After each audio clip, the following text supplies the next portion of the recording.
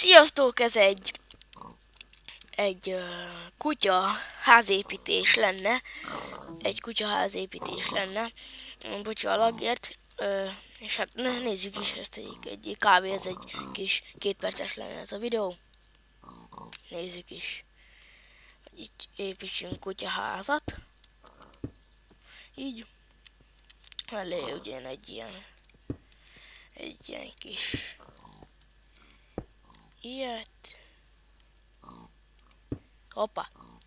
Mindegy, akkor 4 soros lesz. Hát akkor nézzük is ezt a kis kutyaházat. Ide is egyet. Hoppá. Akkor ugyanígy. Így legyen. Így. Téglából fogom most nektek mutatni, mert láttam egy videóban, hogy így van. Most így nem fogom nektek így részletezni. Most hát kb. És összeszedtem az ilyen dolgokat, hogy veletek ne untassalak titeket.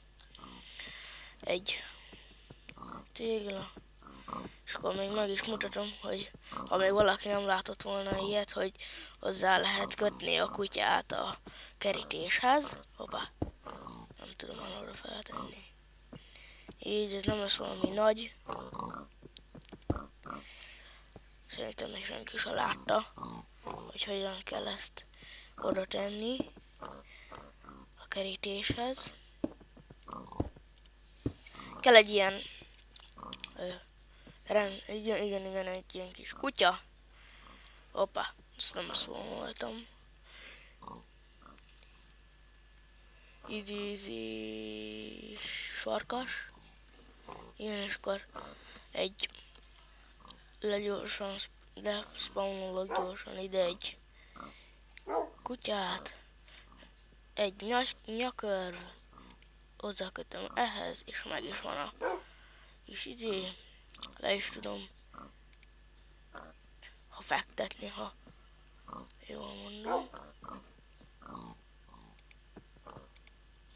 Lemondom neked. Jó, hát na, ennyi lesz volna ez a kis kutya házépítés, és hogyan kell ezt így oda csinálni. Ja nem, bocsánat. Még egy ilyet.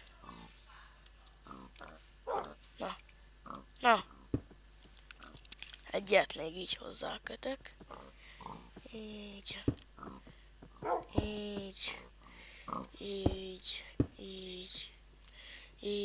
Kreatívból megyek most.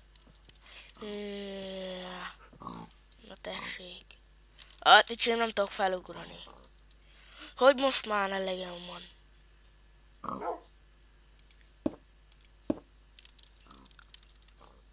Az Isten verte meg.